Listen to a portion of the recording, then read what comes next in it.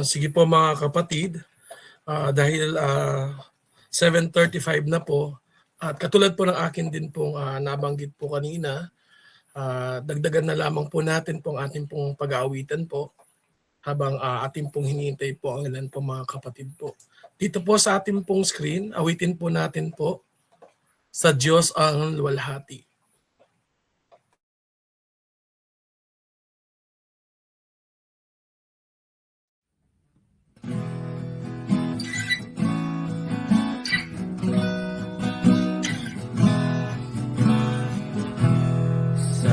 Diyos ang luwalhati, gaway dakila, mundo'y ginahal, anak niya'y binigay, buhay alay niyang patubos sa sala,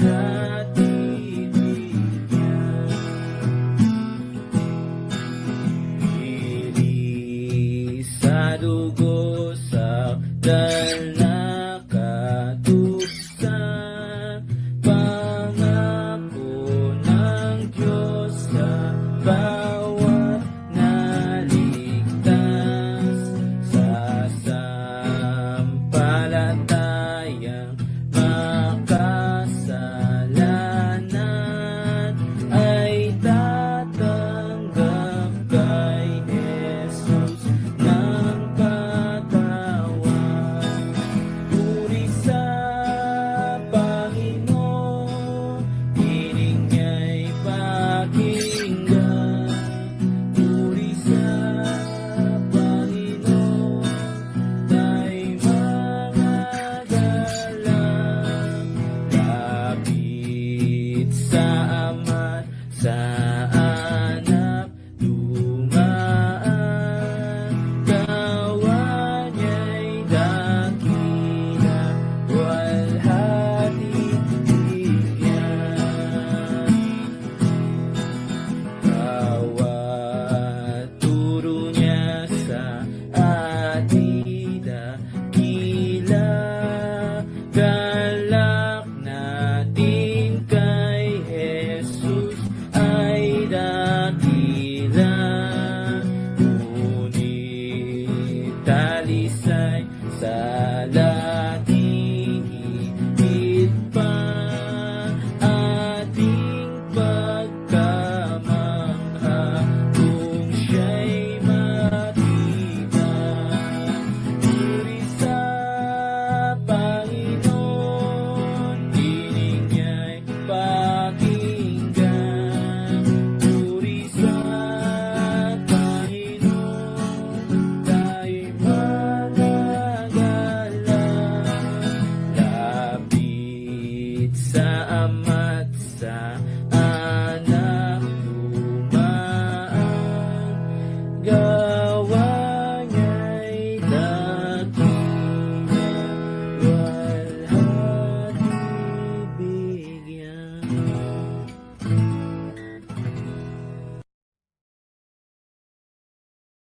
Purihin po ang Diyos sa atin pong inawit at minsan pa po tayong umawit po, awitin po natin ang Kristiyano lamang.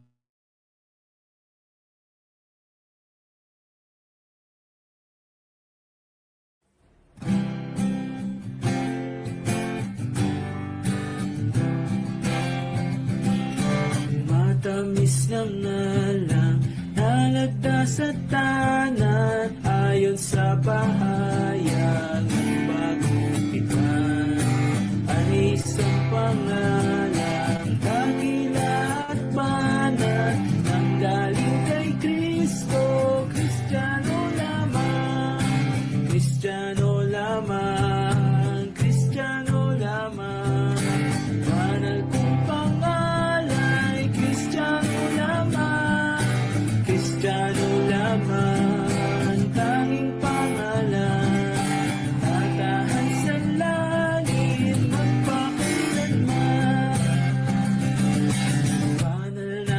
pangalan, tayo'y pinagsama sa pagluwalhati sa Diyos Ama.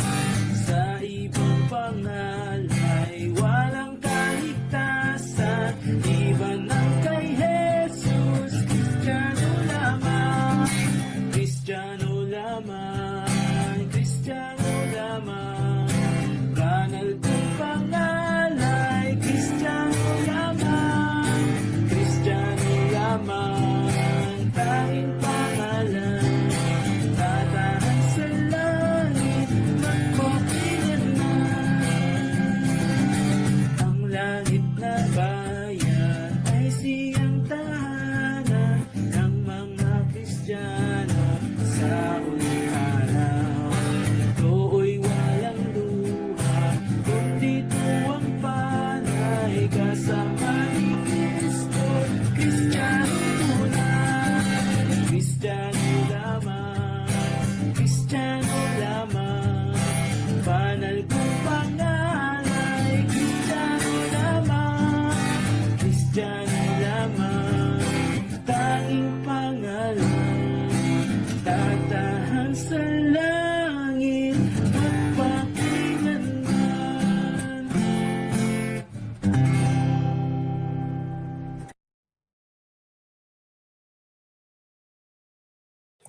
Purihin pong muli ang Diyos sa atin pong inawit po at sa atin pong pagsisimula. Tayo po muna ay manalangin po, humingi po ng patnubay po sa Diyos. Let us pray. Ama naming Diyos na banal, dakila at makapangyarihan po sa lahat, lubos ka po naming pinupuri at pinasasalamatan po sa napakabiyaya pong sandali na niyo pong pinagkaloob po sa amin. Sa pamamagitan po ng online po ay muli po ninyo na pinagtipon po ang bawat isa po sa amin upang patuloy po na makapakinig, makapag-aral po at makapagbulay ng iyong pong mga salita. Maraming salamat po Ama sa buong maghapon po sa pag-ingat po ninyo sa bawat isa po sa amin, maging sa panahon po na meron po kami.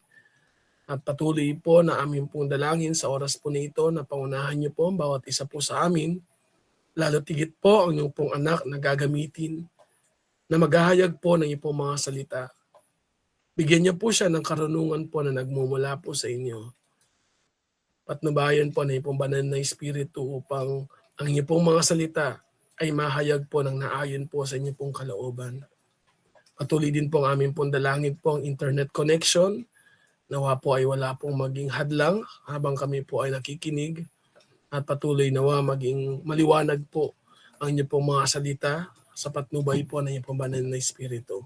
At amin pong dalangin din po Ama, mga kapatid po na wala pa po sa amin pong Google Meet at tulungan niyo po sila at patuloy din po nawa sa mga susunod po mga pagkakataon po ay tulungan niyo po sila na piliin po ang inyong pong gawain po bilang isang mahalagang gawain po para sa ikalalakas po ng aming pong spiritual maging sa amin din pong paglago. Patuloy din po ay sa inyo po namin lubos na pinagkakatiwala ang oras po nito at ang lahat po nito ay aming pong sinasamo, dinadalangin sa tanging pangalan lamang po ni pong bugtong na anak na si Kristo Jesus. Amen. Muli po ay magandang gabi po sa atin pong lahat. Bagamat ang ilan po ay naka-join po na sama-sama po sila, ay dahil oras na din po ay tayo po ay magpapasimula na po sa atin pong pag-aaral po at ibibigay ko na po sa atin pong tagapagturo, si Brother Wilson Gutierrez.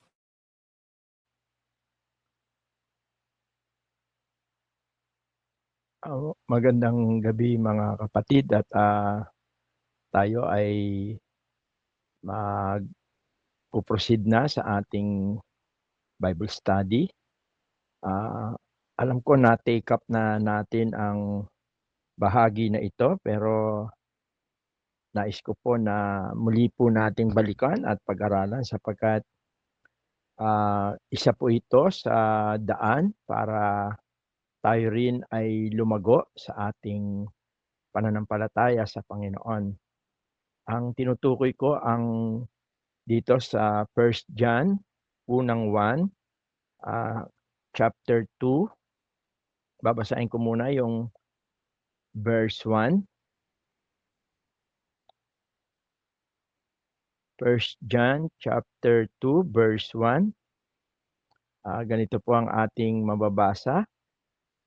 Mga munti kong anak, ang mga bagay na ito ay isinusulat ko sa inyo upang kayo'y huwag magkasala. Ngunit kung ang sino man ay magkasala, tayo ay may tagapagtanggol sa harap ng Ama, si Jesucristo na siyang matuwid. Sabi po sa English ay, "My little children, these things write I unto you, that you sin not. And if any man sin, we have an advocate with the Father, Jesus Christ the righteous." Salamat at napakaganda po ng mga ilang bahagi na ating pong titingnan. Una, maliwanag po na ipinaliwanag ni Apostol Juan ang layunin ng kanyang sulat, no? At mayroon siyang dalawang mahalagang layunin sa kanyang sulat. Una ay upang wag na tayong magkasala, sapagkat ito ay tinutukoy niya rito ay walang iba kundi ang mga believers, yung mumuntikong mga anak, no? Alam natin na ang relationship na tinutukoy ni Juan sa bahaging ito ay hindi biological, kundi ito ay spiritual. Ang mga believer na kanyang sinusulatan ay tinatawag niyang mga anak dahil sila ay naligtas, nakakilala sa Panginoon sa pamamagitan ng pangangaral ni Apostol Juan ng Ebanghelyo. At maliwanag na sa bahaging ito ay binanggit niya yung little children, no? Tinutukoy niya rin dito yung kanilang spiritual status. Maaring sila ay hindi pa ganon ka-matured, no? Hindi ko masabing sila'y bago-bago na mananampalataya, pero masasabi natin yung salitang little children ay tumutukoy ito na hindi pa sila matured sa kanilang faith, sa kanilang spiritual life. Ibig sabihin, marami pang mga bagay na dapat nilang maunawaan, matutunan sa kanilang bagong pananampalataya. At isa na rito yung pagpapatuloy sa pamumuhay na may kabanalan, yung huwag mangagkasala. At binigyan diin niya rin kung sakali na mahulog sa pagkakasala ang isang sumampalataya, ang tinutukoy niya yung mga believer, sabi niya, at kung ang sino man ay magkasala, ay may tagapamagitan tayo sa Ama, si Jesucristo ang matuwid. Ginamit niya sa English yung salitang advocate. At ang salita kasing advocate sa Greek word, ginamit yung salitang parakletos. Yun yung salita na ginamit sa Greek word na ang ibig sabihin nito ay one called alongside to help. Defender, yun din ang ibig sabihin. Counselor, yan yung mga intercessor. Parang sinasabi rito na ni Juan, kung sakaling magkakasala sila bilang isang Kristiyano, ay mayroong tagapamagitan o magtatanggol, no? Kumbaga, yung salitang advocate, may kumakatawan sa atin sa harap ng ating Diyos Ama. At ang kumakatawan sa atin ay walang iba kundi ang ating Panginoong Hesus. Napakaliwanag nito na ang ating Panginoong Hesus, siya yung ating tagapamagitan, advocate. Siya yung kumakatawan sa atin doon sa langit. At ito ay isang katotohanan ito na dapat malaman ng mga mananampalataya na mayroong kumakatawan sa kanya, no? At ang kumakatawan sa atin doon sa langit ay walang iba kundi ang ating Panginoong Jesucristo. Katunayan ng Roma 8 ay binibigyan diin, no? Ay kung babasahin natin sa Roma 8, siguro tingnan natin dito sa verse 34, Romans 8, verse 34, makikita natin na bilang ating supporting verse, sinasabi rito na siya yung tagapamagitan, no? O advocate. Sabi rito, sino ang hahatol? Si Kristo Jesus na namatay? Oo, siyang muling binuhay mula sa mga patay, na siya ring nasa kanan ng Diyos, na siya ring namamagitan para sa atin. Although dito, ginamit yung salitang who also maketh intercession for us. Kaya yung gawain ng Panginoong Jesucristo ay hindi natapos nung siya ay nandito sa lupa, kundi hanggang doon sa langit, no? Siya ngayon ay nasa langit at maliwanag ng isa sa mga ministeryo ng kanyang pagiging saserdote ay nandoon sa langit at nagpapatuloy yon na siya ay advocate, siya yung ating represent, no? Nire-represent niya tayo. Siya yung ating kumbaga siya yung ating siya yung legal na umaharap. Parang yung nangyayari ngayon sa ating bansa, mayroon impeachment, no? Although yung nasa sakdal ay hindi man siya yung umaharap, ang umaharap sa paglilitis ay walang iba kundi ang kanyang mga legal counsel o yung kanyang mga lawyer. Ang ating Panginoong Hesus, walang pinagkaiba sa ginagawa niya ngayon doon sa langit. Kaya dito sa Roma 8, maliwanag na ginamit ni Apostol Pablo sa sulat niya yung courtroom procedure, no?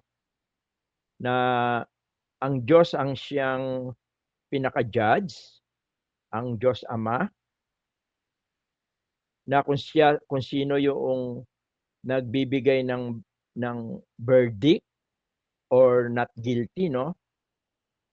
Ngayon, ang ating Panginoong Hesus ay siya yung humihingi ng plead, siya yung humihingi ng kapatawaran, siya yung ating advocate, siya yung namamagitan, no? Para sa atin. At maliwanag na ang ating Panginoong Hesus, binanggit dito yung mahalagang katotohanan. Sabi rito, sino ang hahatol? Si Kristo Jesus na namatay? Oo, yaong nabuhay na maguli. Binanggit dito yung Christ Jesus is the one who died, sabi rito. It is Christ that died. Tinutukoy dito yung pinapakita rito na yung ating mga kasalanan ay ang Panginoong Yesus ang nagbayad. Yung tinatawag na substitutionary death. Kaya mayroon siyang right, mayroon siyang karapatan, 'no? Siya yung namamagitan sa atin. At hindi lang yon, kundi sabi rito, siya ay nabuhay na maguli. Ibig sabihin yung kanyang bayad, yung kanyang payment, yung kanyang ransom ay tinanggap ng Diyos. Yun yung katotohanan na ng kanyang muling pagkabuhay. At ang napakaganda pa, ang namamagitan sa atin ay nandoon sa langit, who is at the right hand of God, sabi rito, no? Kaya, tapos ang sabi, who maketh intercession for us. Kaya maliwanag na ang ating Panginoong Jesucristo, siya yung namamagitan sa atin. Kaya ang sabi niya, kung magkasala kayo, mayroon kayong isang tagapamagitan.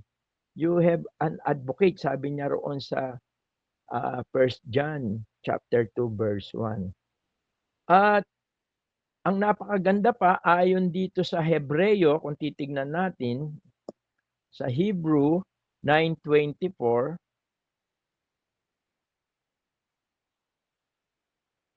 ang ating Panginoong Yesus ay nandoon siya sa langit, no? Yun yung ating advocate, yung ating lawyer, yung ating namamagitan sa atin, nandoon siya sa langit. Ang sabi rito sa Hebrew 9:24, sapagkat hindi pumasok si Kristo sa dakong banal na ginawa ng mga kamay. Yung tinutukoy dito yung templo, yung sa Old Testament, no? Nakahalintulad lamang ng tunay. Parang yung kasing templo na yon, parang anino lang o ginawa man yon, merong lubos na pinatutungkulan. Sabi niya, kundi sa talagang langit upang humarap ngayon sa harapan ng Diyos dahil sa atin. To appear in the presence of God for us. Kaya Jesus does not appear in heaven for himself. Hindi siya nandun sa langit para sa kanyang sarili. He stands in God's presence directly on behalf of believers. Tandaan natin yan. At siya ay, ang sabi rito, na siya ay living intercessor.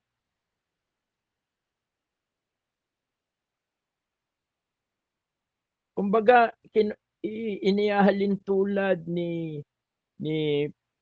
ng sumulat dito sa Hebreo, yung Old Covenant, yung mga high priest, yung mga ritual doon sa loob ng templo, yung mga pag-aalay ng mga hayop. Pero dito, maliwanag na ang ating Panginoon, kung babasahin natin itong Hebrew chapter 9, siya mismo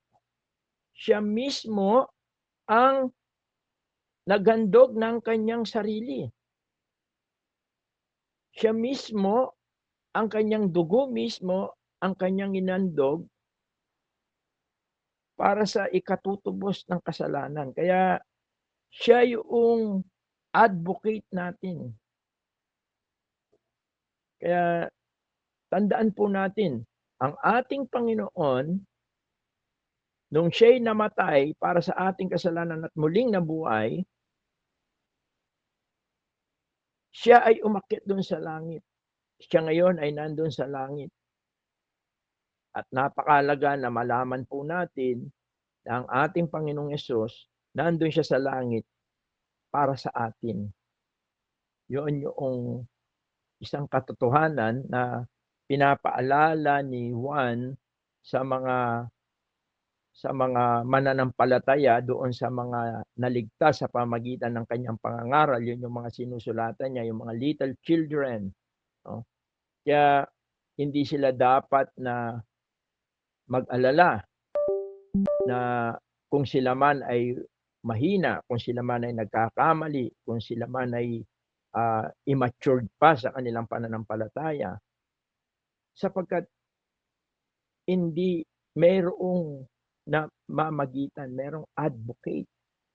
merong nagre-represent sa atin doon sa langit upang tayo ay lubusan na mapatawad sa ating mga kasalanan. Kaya napakahalaga rin kasi yung tinuturo ni Juan doon sa First John ay about sa pakikisama sa Diyos, no? At ang sumisira sa pakikisama sa Diyos ay ang kasalanan. At nagbigay siya ng solusyon, yung First John 1:9. At para hindi sila mag-alinlangan sa kanilang pananampalataya, sa kanilang relasyon sa Diyos, ipinapaliwanag ni Juan na mayroong advocate, mayroong tumatayo sa bawat mananampalataya doon sa langit in behalf of the believer, ang ating Panginoong Jesucristo. At kung babalikan natin yung 1 John chapter 2, verse 1, maganda na balikan natin. Pangalawa, makikita natin na yung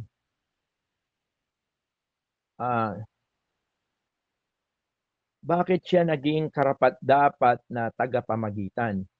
Siguro maganda rin na makita natin yung isang katotohanan.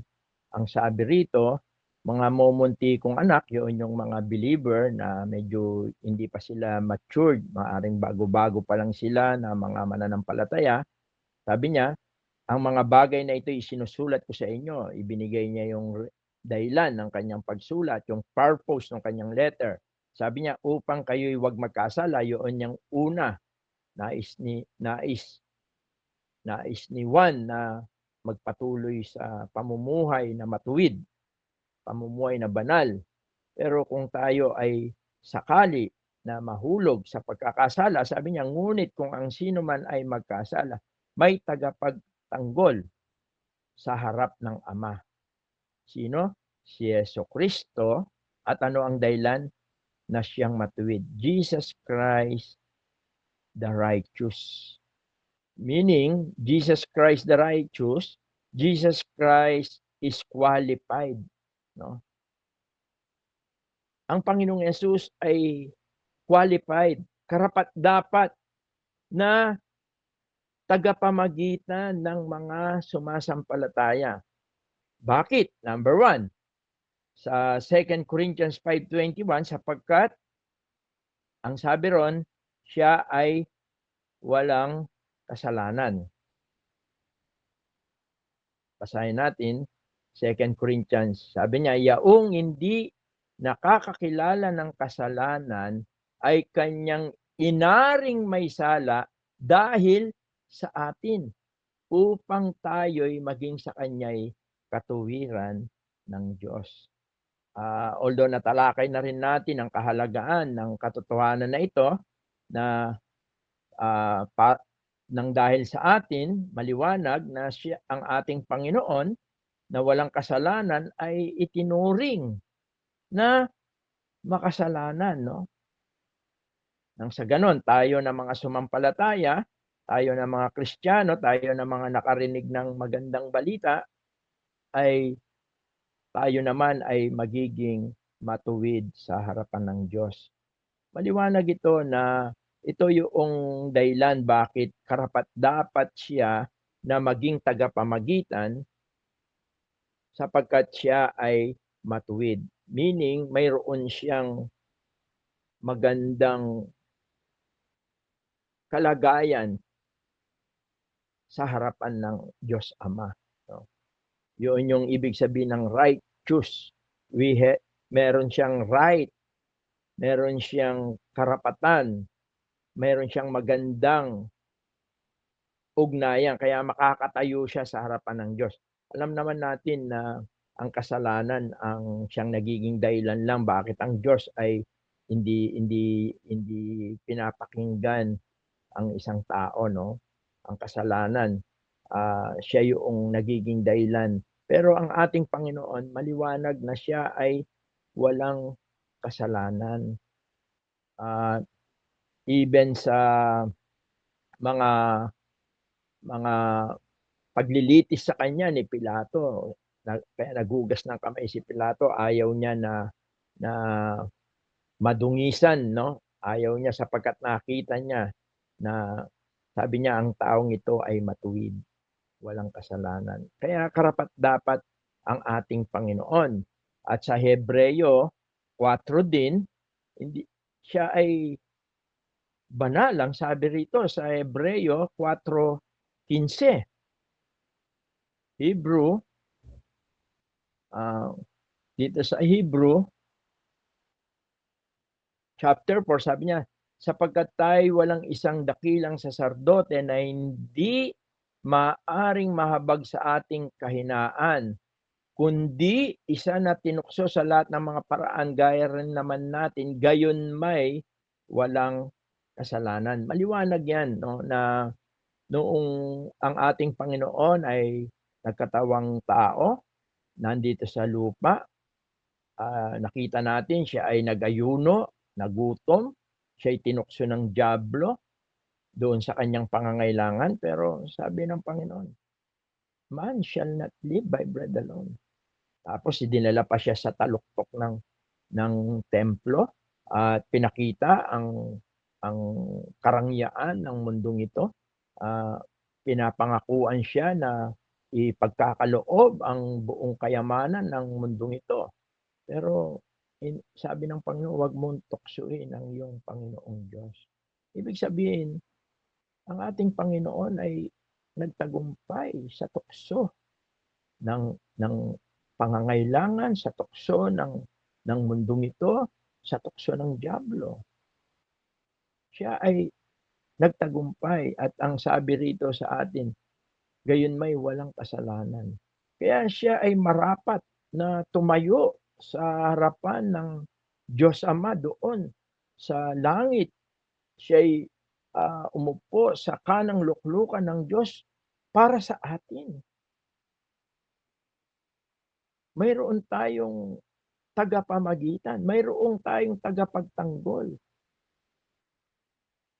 Nang sa ganon ay hindi na tayo lubusan na maparusahan. At nakita natin na ang kanyang katuwiran ay ipinagkaloob niya sa bawat sumasampalataya. His righteousness becomes ours through faith. Tayo ay ibinilang na matuwid, hindi dahil sa ating mga gawa, kundi dahil sa ating pananampalataya sa ating Panginoon. Kaya una, ang ating Panginoong Hesus, ang ating advocate, siya yung ating tagapamagitan, siya yung tagapagtanggol natin sa harap ng Diyos doon sa langit. At siya'y karapat-dapat sapagkat na tagapamagitan at advocate ng bawat sumasampalataya sapagkat siya ay walang kasalanan. Siya ay lubusan na makakatindig, makakaupo doon sa kanang luklukan ng Diyos dahil sa kanyang walang hanggang kabanalan.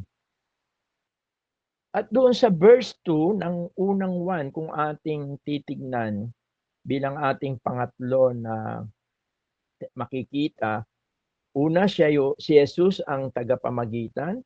Pangalawa, siya yung karapat-dapat sapagkat na tagapamagitan sapagkat siya ay matuwid. Dito sa chapter 2 ng unang 1 sa verse 2, sabi roon, at siya ang pampalubag loob sa ating mga kasalanan. At hindi lamang sa ating mga kasalanan, kundi ng sa buong sanlibutan din naman. Yung salitang propitiation, sabi, and He is the propitiation for our sin. No? Maliwanag dito na ang tinutukoy dito ay walang iba kundi yung kanyang ginawa doon sa krus. Yung salita kasing propitiation, sabi, propitiation means the act of appeasing, satisfying, or turning away the righteous anger or wrath of someone. No? Ang propitiation, no, yung sinasabing pampalubag loob, para itong inaamo mo. Yun yung salitang appeasing. inaamo mo yung taong pinagkasalanan mo. Di ba? Pagka yung minsan, ang mag-asawa, halimbawa, ay may nagkakatampuhan, minsan, magbibigay ng tsokolate, magbibigay ng bulaklak, no? O kaya papakainin niya sa labas yung asawa niya.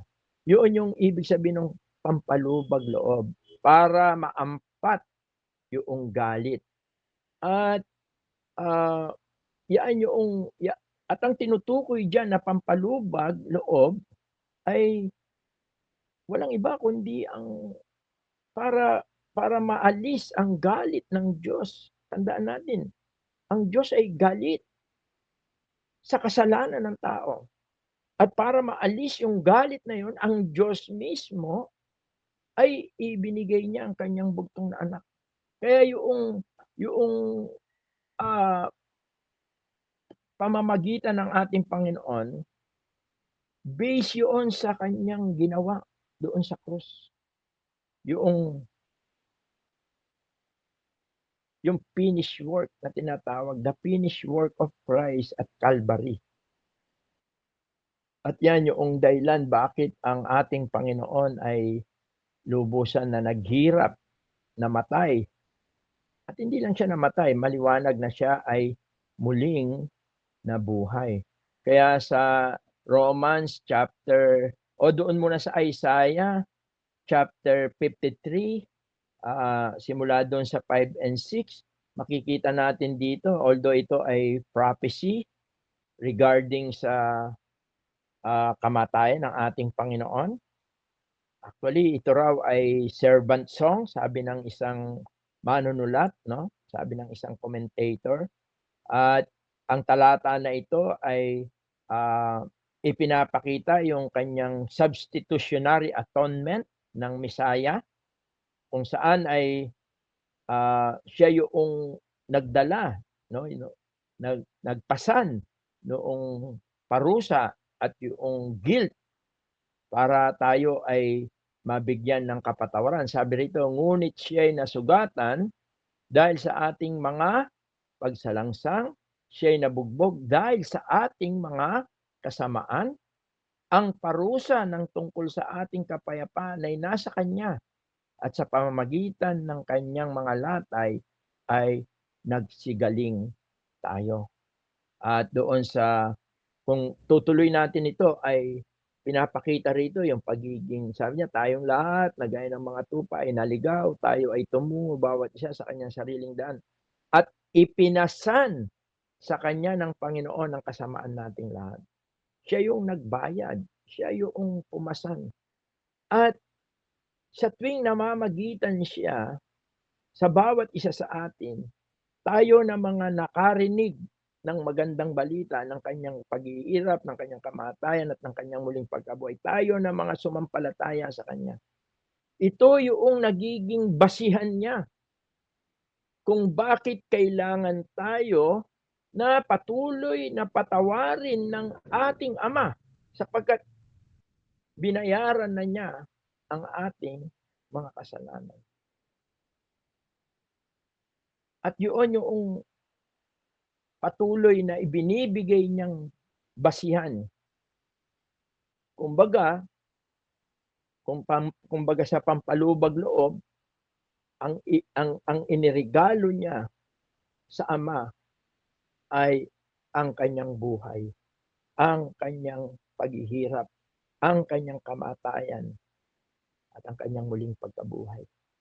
Yun ang laging, kumbaga parang sinasabi niya sa Ama, Ama, patawarin mo na si Wilson sapagkat minsan ako ay namatay. Ako'y naghirap, napako sa krus dahil sa kanyang mga kasalanan. Sapagkat sa tuwing ipinapaalala ng Ama, ng anak sa kanyang Ama, ang mga bagay na yan, nagiging nawawala yung kanyang pagkagalit sa ating mga kasalanan. Bagkus, ito ay kanyang nililinis at pinapatawad. At ganun din ang makikita natin dito sa Hebrew chapter 10, verse 12 to 14. Maliwanag dito na sabi niya, ngunit siya nang makapaghandog ng isa lamang hain patungkol sa mga kasalanan, magpakailanman ay umupo sa kanan ng Diyos. Verse 13, sabi niya, buwat noon ay naghihintay hanggang sa ang kanyang mga kaaway ay maging tungtungan ng kanyang mga paa. 14, sapagkat sa pamagitan ng isang paghahandog, pansinin po natin dito, or by one offering, sapagkat sa pamamagitan ng isang paghahandog ay kanyang pinasakdal magpakailanman ang mga pinapaging banal. Verse 15, ang sabi rito, at ang Espiritu Santo ay nagbibigay patutuo rin naman sa atin sapagkat pagkasabi niya na 16, ito ang tipang gagawin ko sa kanila.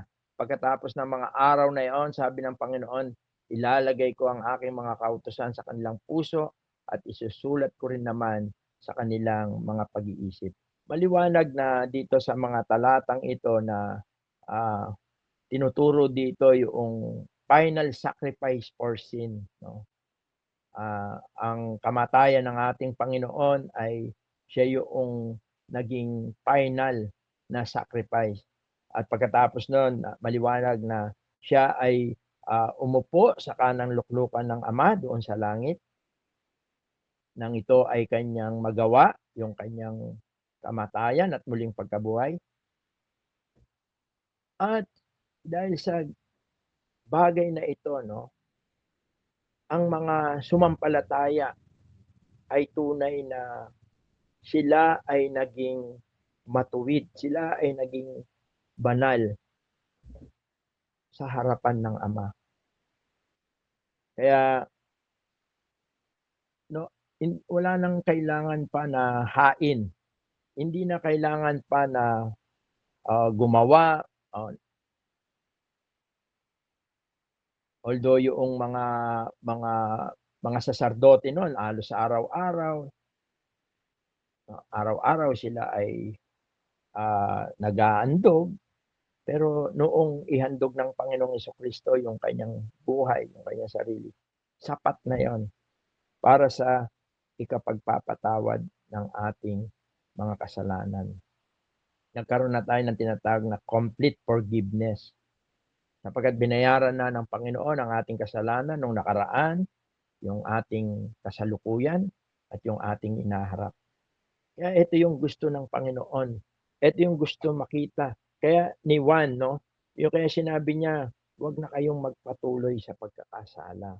Sapagkat tayo ay tinubos na ng Panginoon.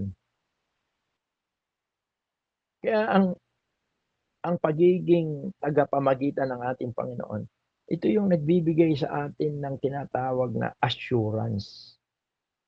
Kung titingnan natin, alam niyo ang Romans chapter 8, ito ay binibigyan diin ni Apostol Pablo yung katotohanan na tayong mga nasa Panginoon ay wala ng kahatulan.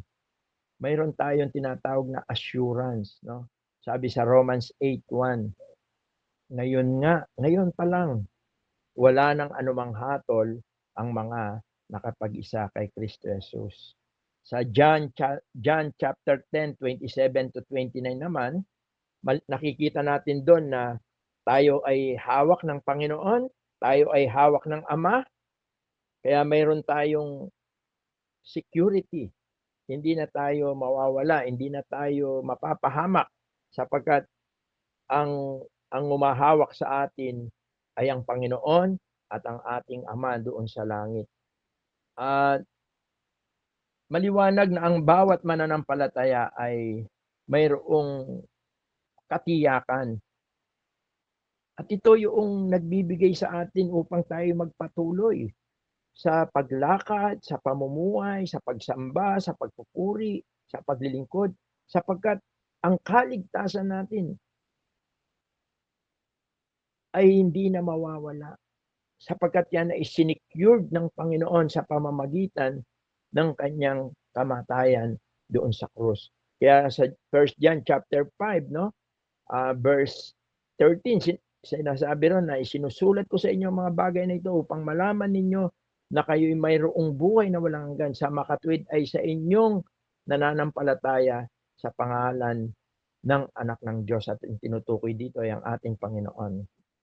Ngayon ang tanong, ngayong alam natin na mayroon na tayong tagapamagitan, meron tayong advocate, at ito'y walang iba kundi ang ating Panginoong Yesus.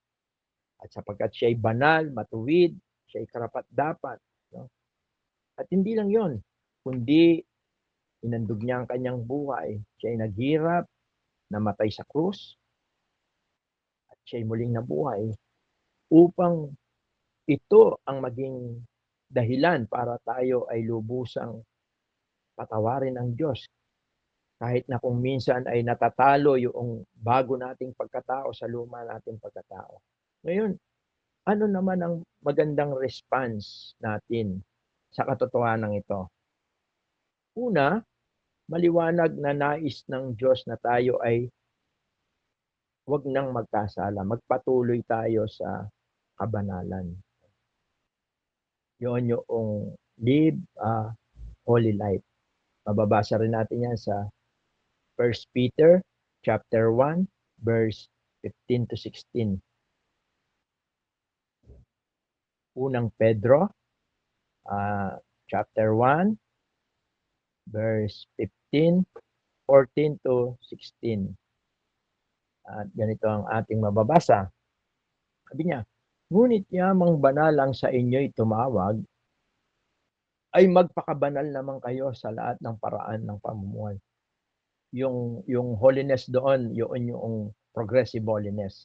Sapagkat nasusulat, kayo'y magpakabanal sapagkat ako'y banal. Yung pamumuhay na banal, mayroon tayong basihan dahil banal ang ating Panginoon. At ito ay biblical. No? Nasusulat, sabi niya. Ayon sa kasulatan. No? At susunod na verse, sabi niya, at kung inyong tinatawag na ama siyang walang itinatanging tao na humahatol ayon sa gawa ng bawat isa, ay gugulin ninyo sa takot ang panahon ng inyong pangingibang bayan.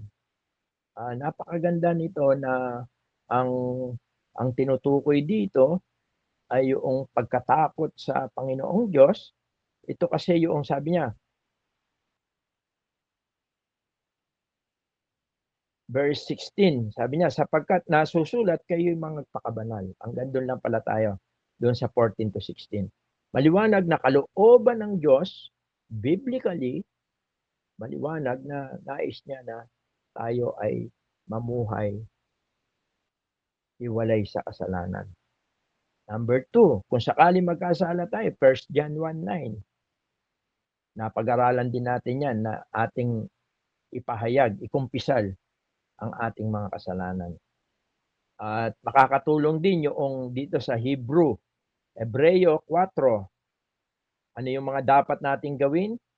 Ngayong tayo ay mayroong tagapamagitan. Hebreo 4:14 to 16.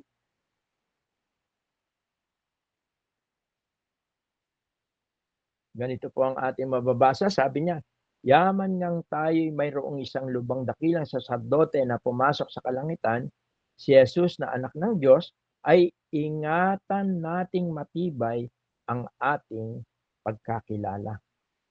Verse 15, sabi niya, sapagkat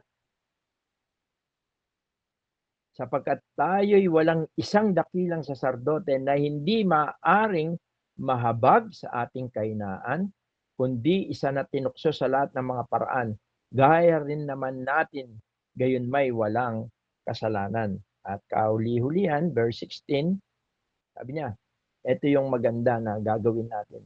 Magsilapit nga tayong may pagkakatiwala sa luklukan ng biyaya upang tayo magsipagtamo ng awa at mga kasumpong ng biyaya upang tumulong sa atin sa panahon ng ating pangangailangan. Let us therefore come boldly unto the throne of God. Una, tayo mamuhay na banal At kung tayo magkasala, ihingi kaagad natin ng tawad. At higit sa lahat, lagi tayong tumawag sa Diyos. Lumapit tayo sa Diyos. Lalo na sa panahon na tayo ay mahina, tayo nangangailangan, tayo ay mga nasa pagkapagsubukan. Lumapit tayo sa Kanya sa isang taimtim at may pagkakatiwala, pananampalataya. At maganda rin na tayo ay laging magtiwala sa Diyos. Sabi sa Romans 8, no? 31. At marahil dito na tayo magwawakas. So, sabi rito, ano ang ating sasabihin sa mga bagay na ito? Kung ang Diyos ay kakampi natin, sino ang laban sa atin? Next verse.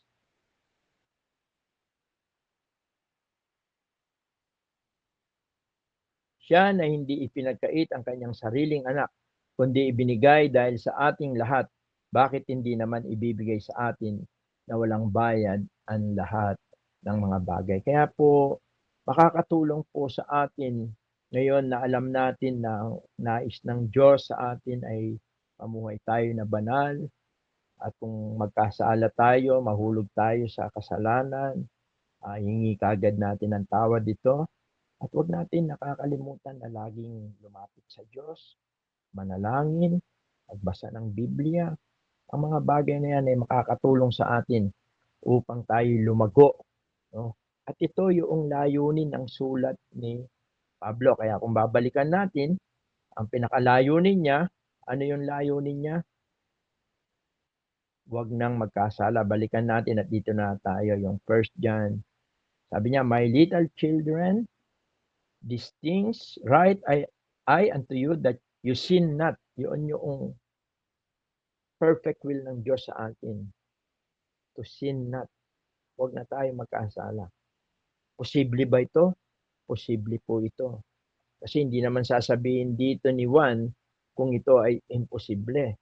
Ito po ay posible. Marami po tayo na mga nakikita na mga mananampalataya, no? Na talagang namumuhay sila sa katuwiran, sa kabanalan. Although masasabi natin yung kung minsan sila rin ay nagkakasala. Pero ang mahalaga, alam nila na may tagapamagitan. Hindi sila nagpapatuloy sa pagkakasala. At yan ang kalooban ng Panginoon sa atin po. At malaman natin na mayroong tayo na representative doon sa langit. At ito'y walang iba kundi ang ating Panginoon. Siya yung ating advocate. No? Siya yung ating advocate. Siya yung tumatayo para sa atin doon sa langit. Kaya sa tuwing tayo po ay nagkakasala, isipin lang natin na mayroon tayong tagapagligtas na namamagitan sa atin doon sa langit. At kung meron naman po sa atin na tila patuloy sa pagkakasala, hindi po kalooban ng Diyos yan sa atin. Pagkat ang kalooban ng Diyos sa atin ay huwag nang magkasala. Kaya ang sulat na ito ni Juan ay nangangahulugan ng una, para laging maayos yung ating pakikisama sa Diyos. Pangalawa, ito'y daan ng paglago sa buhay Kristiyano. At pangatlo, ito rin ay daan upang tayo maging mabungang Kristiyano. Yung binagong buhay natin, yung pamumuhay natin na binago ng Panginoon. Sabi nga, from sinners to saints. Let us pray po. Ama, salamat po sa gabing ito. Salamat po sa iyong mga salita. Salamat po sapagkat nakita po namin ang iyong walang hanggang kagandahang loob. Salamat po sa aming Panginoong Yesus sapagkat hindi po natapos doon sa krus ng Kalbaryo ang kanyang gawain para po sa aming mga makasalanan. Salamat po sapagkat hindi lamang siya namatay at muling nabuhay para kami po ay iligtas sa parusa, sa kapangyarihan at sa presensya ng kasalanan, kundi sa kasalukuyan sa kanyang pag-akyat sa langit. Nagpapatuloy po siya na siya po ang aming tagapamagitan. Siya po ang nagrerepresenta sa amin, kumakatawan sa amin diyan sa langit upang patuloy na maranasan namin ang iyong mga pagpapala, ang iyong mga pagpapatawad, ang iyong mga biyaya sa aming buhay. Salamat po. Salamat po sa biyayang ito na mayroon po na kumakatawan sa amin diyan sa langit. At alam po namin na tulad ng pangako ng Panginoon na siya ibabalik at kami isasama po diyan sa kalangitan sa walang hanggang buhay.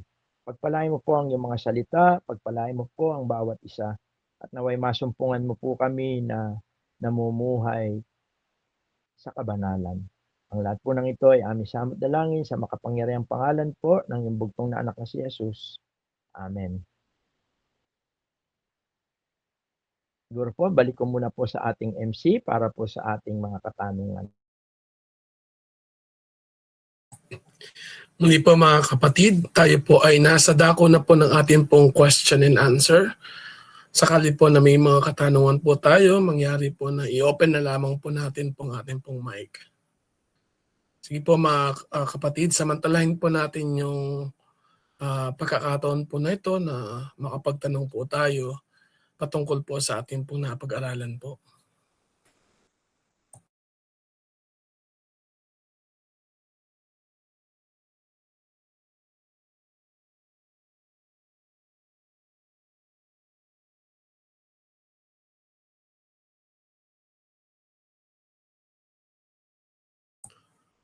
Wala po bang mga katanungan po mga kapatid?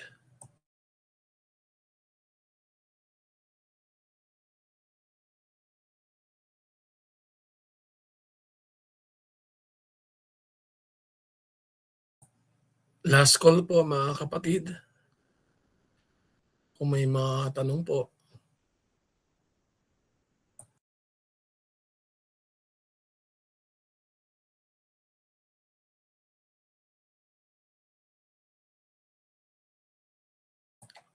Sige po, kahimikan po. Nawa ito po ay nangangahulugan po na tunay po na naging maliwanag po sa atin ang atin pong mga napag-aralan po at nawa ito po ay hindi lamang po natin naririnig o narinig, kundi po ito ay masampungan po ng Diyos po sa ating pong buhay sa patnubay po ng banal na Espiritu. At tayo po ay magwawakas sa isang panalangin. Kausapin po natin si Brother John na pagwakasan po tayo sa isang panalangin.